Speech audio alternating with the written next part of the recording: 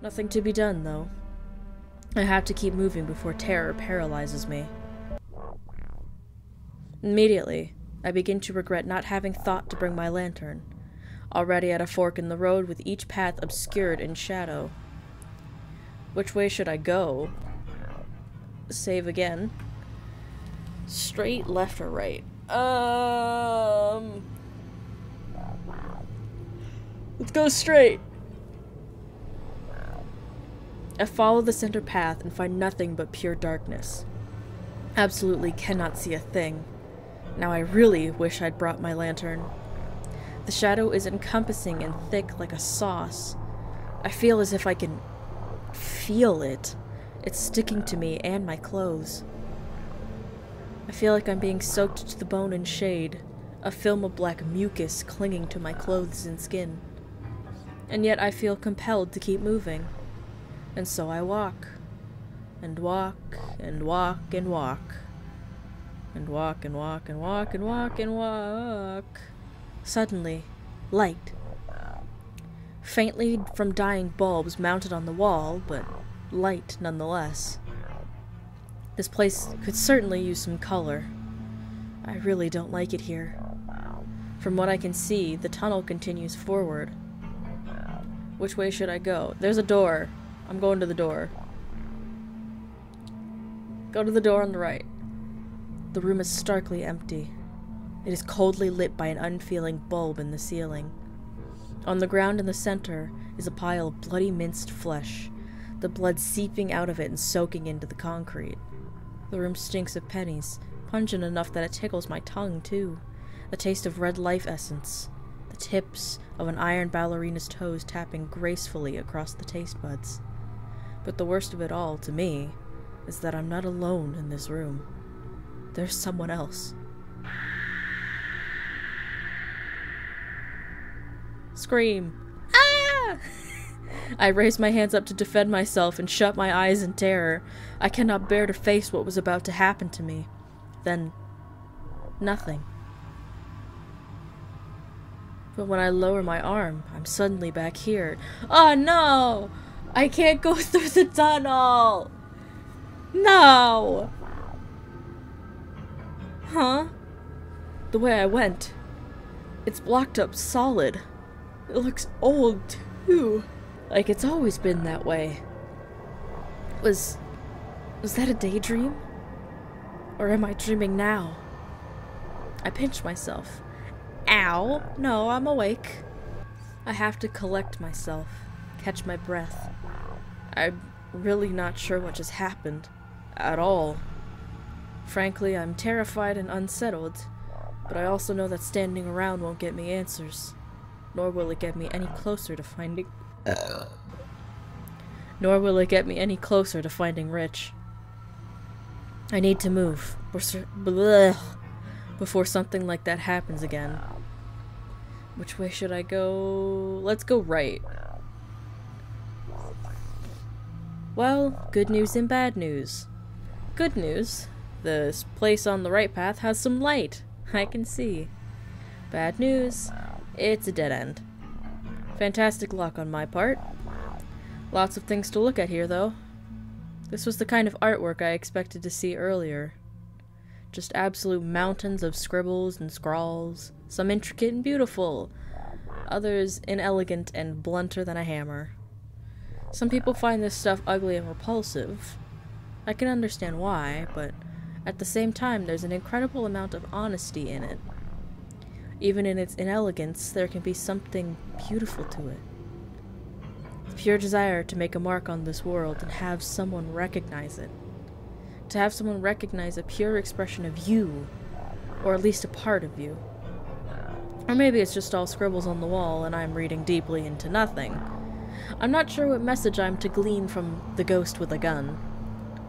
I could probably think of some meanings if I had the time to think on it. I don't know. I don't get to talk to that many people, so maybe that's why I'm drawn to defacements like this. It's like I'm getting to chat with strangers, hearing the most important things on their mind at the moment they were here. Something terrible is going to happen. Mother Matron forever. AC for life. That one looks relatively fresh. Your mother's going to happen. Touch my pee-pee. Okay, maybe I wouldn't want to meet some of these people. Something on the sink catches my eye, a twinkle from the light shining through the window. A razor blade. Rusty. Why do I find this so interesting? I want to pick it up for some reason. I don't trust that. At all. Like, at all. Reaching my hand towards it, something in the air, an ugly buzz that hovers just above the quiet, a tremor in the air around my hand.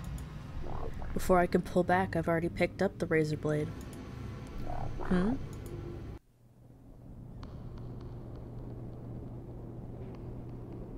A bathroom in an apartment complex on the wrong side of town. A bathroom in disrepair. A woman with dark, messy hair has some white tablets in a plastic bag. She delicately pulls one from the bag and stares at it. A slurry of feelings are resting in her stomach. No blinking, her hand trembling slightly. The feeling of tiny ants hopping on and off her body, crawling around with their prickly little feet. For a long moment, she simply stares at the tablet. Then, a part of her wakes up.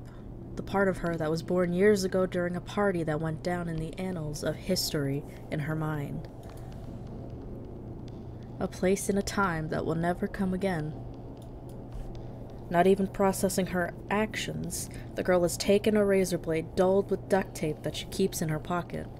She removes the tape on the razor. She proceeds to chop a section of the tablet. She uses a ceramic toothbrush holder to crush it into a powder. Beautiful, pure snow resting atop a bathroom countertop that has not been cleaned in months. Using a straw she procured from a fast food joint earlier in the day, she proceeds to huff the powder directly into her nostril. Flame in the nasal cavity. She shuts her eyes as they roll back into her skull. The crackling fire turns to a rapid onset of rapturous ecstasy. But it's not enough. She crushes up some more. Snort. A touch of bliss licks her conscience, and then nothing. She's on the edge. She can feel it. Just a little more. Snort. Snort. Cough, sputter, cough. Was that enough? No. More. One last tablet. For sure this time. The process repeats, and it's up her nose before she can comprehend how much has gone up there already. And then, there it is. She no longer feels like she's in a filthy bathroom. She feels like she's ascending. She passes by Icarus, and then the sun. She waves at angels at heaven's door. The vacuum of space welcomes her with open arms. The night sky behind her eyes that comes when the drug is in her system. A feeling that everything is fine. The party is back on. The music is loud and thumping. And then the girl loses balance. She stumbles and falls headfirst into the door with a loud bang. She's jittering like a roach in bleach. Someone's banging on the door. She cannot say a word. I feel so strange. My head is swimming. What just happened to me? Did I black out? Is this that thing I heard about where you're so tired you start to dream while you're awake? I need to get a grip. I should keep moving. I make my way back where I came. Which way should I go? Go left, I guess. There's nowhere else to go. I find myself trudging down a very dark hallway, only faintly lit by a light at the end of the hall. I walk slowly and carefully, trying to avoid any obstacles obscured by darkness, with my hands crawling the wall like spiders for guidance. The texture is rough beneath my fingertips, oddly comforting. As I make my way towards the light at the end, my hand reaches into nothingness, which nearly causes me to panic and fall. I couldn't see it at first, but there was a path hiding to the right, waiting in ambush. Nothing there I can see except more shadow. Soft darkness waiting for me to wade its waters. If I go down that direction, anyways. Which way should I go?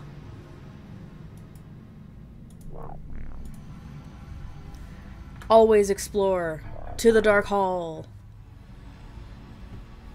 The side hall into darkness eventually leads me to an edge that's lit by a small window with a single doorway.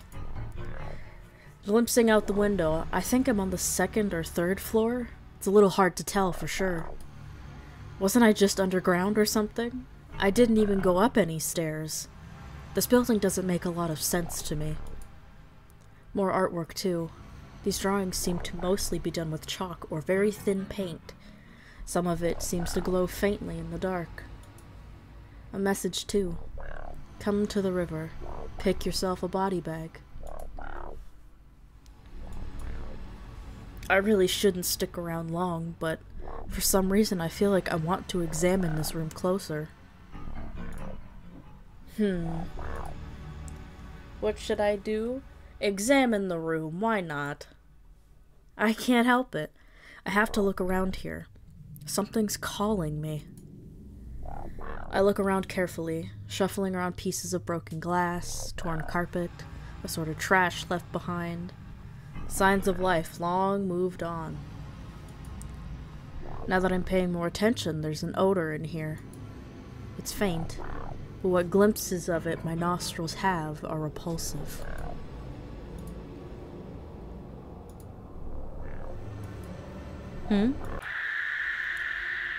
What the fuck is this? I mean, fuck! I nearly jump out of my sight at the skin of a desiccated skeleton of something. A rat, maybe? Who knows how long that's been there? Next to it is a note scrawled on dirty cardboard in a manic hand. I'm too curious. I've spent this long searching on nothing but a hunch. Maybe the note's what I'm looking for. I hadn't eaten in weeks. My stomach hurt a lot. I found a dead rat, probably scurried away from the butcher, clawed at these walls till it died hungry, itchy, scratchy.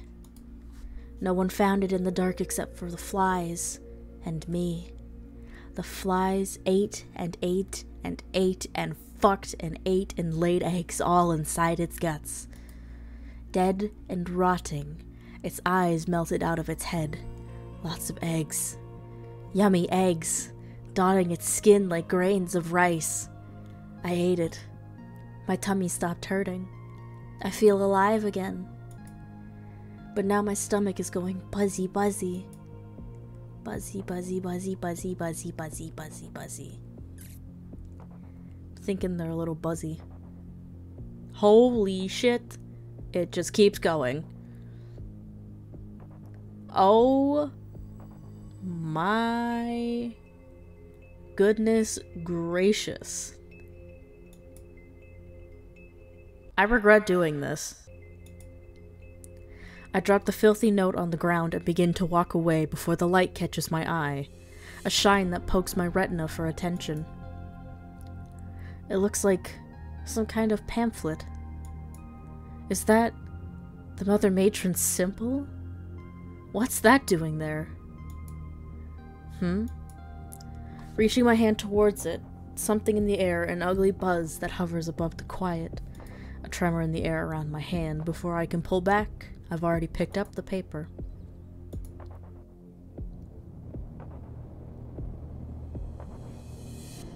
A hallway. It sits in a nexus for the lost and destitute. A shelter for the broken and vulnerable that can't let go. In that same hallway, on a wooden chair, sits a woman. She has dark, messy hair, a t-shirt bearing artwork commemorating the tour of a long-forgotten band from decades ago. The radio stopped whispering their tunes, but in her mind they're full volume on repeat, background noise to a party that she wishes never stopped. Good times, long gone. She looks to a pamphlet she was handed during orientation. Not even worth the paper it's printed on, she thinks to herself. She throws the pamphlet into the trash can down the hall with a faux basketball toss and sighs. She's not noticed, but a younger girl with blonde hair and a sweater has taken a seat next to her. She sits there idly for a moment, expecting the dark-haired woman to acknowledge her. However, the woman with dark hair is lost in space, at least 2 minutes into a song about someone in the corner, in a spotlight, losing their religion. The world around her might as well not even have existed. Unfettered, the girl with the blonde hair and the sweater speaks. So, what are you here for? The girl is unflappable. That's okay. You don't have to tell me. A pause, then... Meth. Huh? That's what I'm here to kick. Wasn't my idea, but my folks got worried about me. What? Oh, what? Expecting someone more ghoulish? No, it's not that. I'm teasing you. She was oddly plucky, and she did not immediately seem to exhibit the signs of long-term meth abuse. Compared to friends the dark-haired girl had in the past that were on it, she'd kept herself together rather well. Maybe it was that sickeningly positive attitude. Though, now that the cat was out of the bag, there was a slight gauntness to her cheeks, a tiredness to her eyes. Suddenly, the subtle details became more obvious. The woman with the dark hair is pensive. The armor on her tongue suddenly cracks as the blonde girl looks at her warmly. Oxy. Oh wait, no. Oxy. My mom dropped me off here.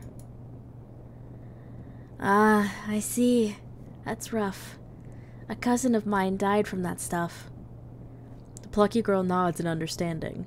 She flashes a bright smile at the girl with dark hair. Whoops. Sure, I'll save. What's your name? The girl waits a moment, thoughtful, then... Loretta. I'm Sheena. Nice to meet you. I don't know who's who. And it does... they're gonna flip-flop a lot. What in the world? Where was that? When was that? Why did I see that? Am I losing it? I should get moving. This place is getting to me. Gotta get rich and get out of here. Through the dark, I find a winding stairwell looming into a void. Whoa, whoa, whoa! After following a winding staircase which had a strange absence of landings, I finally reach its bottom. The acid in my legs is burning brilliantly after all those stairs, though I am thankful they were downward. Ahead is a small room, fortunately brightly lit by light from the outside. Ah, this place seems a little better. The warmth from the light coming in the windows is comforting. From what I can see here, there's a bathroom to my left, and a door at the end of the hall. Ooh, what should I do? I kinda want to examine the bathroom, because it's closer. Ew. Ew. Ugh, this place is filthy. Look at all that grime and dirt. Who used this place last? 1,000 pigs? 2,000? How big were pigs anyway? Could they even fit in this room? I've never seen one. Read about them before. I hear they can be very stinky. They sound cute, though. Some books I read even had illustrations that looked kind of sweet. I kinda wish I could hug one. I smile at the thought before a twinkle on the ground catches my eye. What's that? Reaching my hand towards it, something in the air, an ugly buzz that hovers just above the quiet. A tremor in the air around my hand, and before I can pull back, I've already picked up the object. It's a ripped-off fingernail! Oh!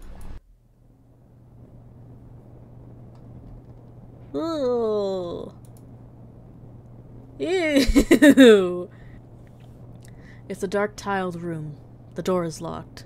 The room has not been cleaned in days. It sits in the darkest corner of the nexus for the lost and destitute. A girl has been trapped inside this room for just as long, though the mess is not hers. It's the mess of countless others that were here before her. Her clothes are old and in tatters, not hers, handed down. Uncomfortable and filthy, hardly fit for any human being. The girl holds her torn-off nail in the palm of her hand, her index finger burning with pain. The girl had been pounding her fist against the locked door and the tiled wall next to it for hours. Blood is dripping and splashing at her toes. Her nails are chipped and bleeding from scratching at the walls like a furious cat. One was torn off completely. Oh. So I did get that right. Fuck off with the self-help bullshit. None of it helps. I can't even feel anything anymore. It's all just... It feels like static. Just noise all the time. You don't fucking get it. It's not like you really care about me anyways. Let me out. Let me out. Let me out. I need to get glassed so fucking bad, man.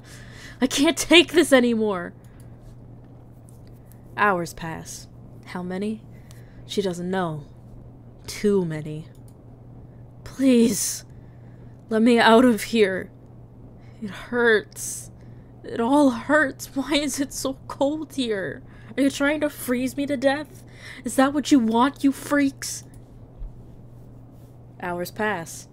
How many? She doesn't know. Too many. I just want to go home. Her body hurts all over. Her stomach has felt like a cauldron for what has seemed like eternity. She can almost imagine little holes forming in her stomach lining as it cannibalizes itself. Cannibalizing itself. Maybe that's the trick. Maybe that's what was required of Sheena. How hard could it be?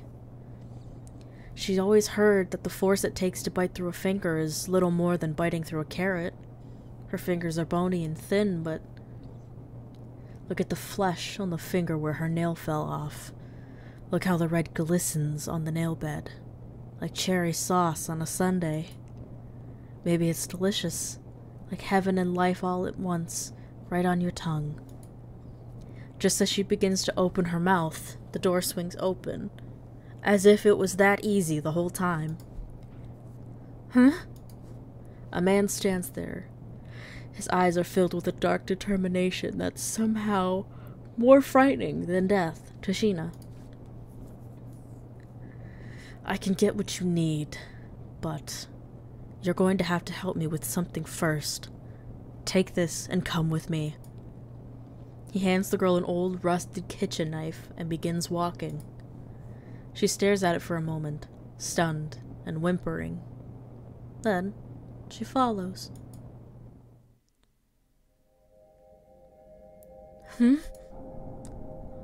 Holy shit. Sheesh. That was scary. Something about that was so vivid and real. I'm out of breath.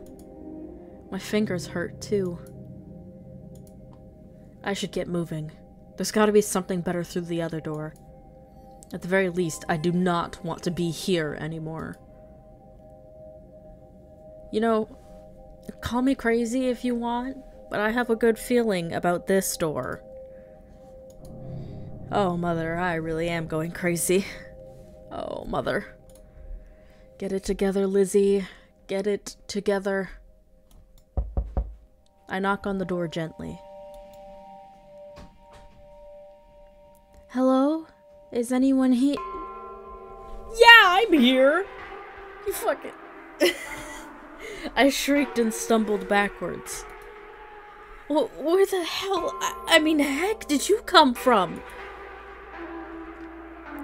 Sorry. I was sleeping. You smell kind of funny. What is that smell? The flank of bizarre steak in my pocket oozes. Without thinking, I almost tell him about the mound of flesh in my pocket. But then the shame of having to justify having purchased it seals my lips. That's not important. Where were you sleeping at? You popped up out of nowhere, scared me half to death. Oh, over there. He gestured to a small, cramped-looking hole in the northern wall. Is there a bed in there or something? No. So, you don't sleep in a bed? Just a little hole in the wall? Yes? He fidgets a little. I had one for a while, but a couple of those AC gang guys just came by and took it. Not that I minded, they needed a place to sleep. I'm happy to help. Ground's just fine for me. Did they threaten you? Oh, not at all. Oh, that's good, girl. I would not believe that for a second. They just kept punching me over and over until I gave it to them. They didn't bother threatening me. This poor kid. I don't recommend taking the chair, by the way. It makes your tailbone hurt after a few minutes. Also, the one leg just likes to come off sometimes, so you can slap it back on. What? The table is good, though. I'd really like to keep it, but if it stops you from punching me, I don't mind giving it to you. Please leave the blanket here, though. I don't like eating off the floor, and last week the neighbor brothers lost their frisbee, so I had to give them my plate. I'm not here to take your stuff. Oh, you're not? That's a relief. What are you here for, then? I explained how I got the letter from the mother matron and needed to find the boys she mentioned in the letter. Oh, I got one of those letters too. Glad you found me. I wasn't really sure what I was going to do about that. I thought about just heading out to Mother Matron's tower, but... He nervously tries to peer behind me. They were still around earlier. You didn't run into any of the ACs, did you? Oh, no. No, I didn't. I think it's safe to leave now. I pondered telling him about some of the other things I saw on the way here, but he'd probably think I was insane. You're rich, right? My name is Rich, but I don't have money or anything. Again, not here to take things from you. I literally just told you I came here because of the letter. Ah, right. Force of habit, sorry. Nice to meet you, Pucks, I'm guessing? No, my name is Lizzie. Weird. You look like a Pucks. I'm not sure how to take that, but okay. I'm guessing that means you don't know who he is or where he is? Nope. Not at all. Why does he sound so proud when he says that? Great. I'm sorry. No, it's okay. We'll just have to go look for him then. How about we head to the market? I kinda worked up an appetite trying to find you. Sure. That sounds great. Let's go. Rich leads the way through the building. It's along the way that something unnerves me. Despite just coming back the way I came, I did not enter the same room. I was back at that one hallway from just before the junction, with the symbol painted on the wall. I freeze. A cold sweat breaks out on my forehead. Am I sick?